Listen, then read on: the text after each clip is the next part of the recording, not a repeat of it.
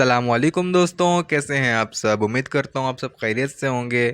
آپ کا اپنے YouTube channel Zain two done Y T میں خوش آمدید۔ پاکستان اور انڈیا کی جنگ، کیا واقعی میں یہ جنگ ہوگی؟ کیا ہے اس کے پیچھے کی حقیقت؟ آئیے جانتے ہیں اس ویڈیو میں۔ ذرائع کے مطابق بھارت سے لکھے گئے خط میں کہا گیا ہے کہ بھارتی حکومت نے سندھ طاس معاہدے کو معطل کرنے کا فیصلہ کیا ہے۔ اطلاق فوری طور پر ہوگا۔ دوسری جانب پاکستان نے سندھ طاس معاہدہ معطل کرنے کا بھارتی اعلان مسترد کرتے ہوئے کہا کہ پاکستان کے پانی کے بہاؤ کو روکنے کی کوشش جنگ سمجھی جائے گی، پوری قومی قوت سے جواب دیا جائے گا۔ پاکستان اور بھارت کے درمیان دریاؤں کی تقسیم کا سندھ طاس معاہدہ آخر ہے کیا؟ آئیے جانتے ہیں آگے۔ بھارت اور پاکستان کے نمائندوں کے درمیان برسوں کے مذاکرات کے بعد دونوں ملکوں کے درمیان عالمی بینک کی ثالثی میں سندھ طاس معاہدہ 19 ستمبر 1960 کو عمل میں آیا تھا۔ اس وقت بھارت کے وزیر اعظم جواہر لال نہرو اور پاکستان کے سربراہ مملکت جنرل ایوب خان نے کراچی میں اس معاہدے پر دستخط کیے۔ مغربی دریاؤں یعنی سندھ، جہلم اور چناب کو پاکستان، جبکہ مشرقی دریاؤں یعنی راوی، بیاس اور ستلج کا کنٹرول بھارت کے ہاتھ میں دیا گیا تھا۔ بھارت ایک طرفہ معاہدہ معطل یا ختم نہیں کر سکتا۔ تبدیلی کے لیے رضامندی ضروری ہے۔ پاکستان ثالثی عدالت جانے کا حق رکھتا ہے۔ پاکستان سندھ طاس معاہدے کے آرٹیکل 9 کے تحت بھارتی انڈس واٹر کمشنر سے رجوع کرنے پر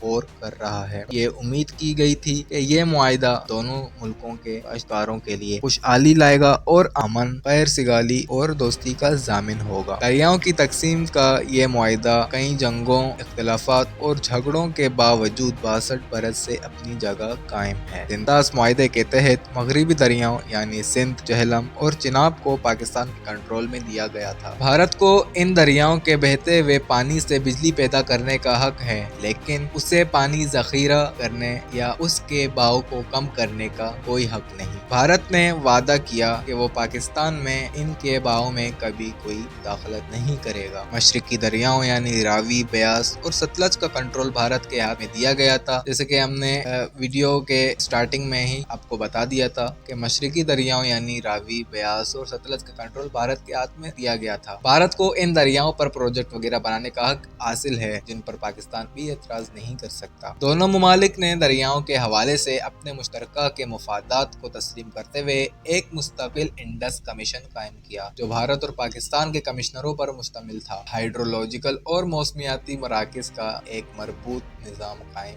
کیا گیا۔ اب آگے کیا ہوگا؟ جنگ ہوگی یا نہیں؟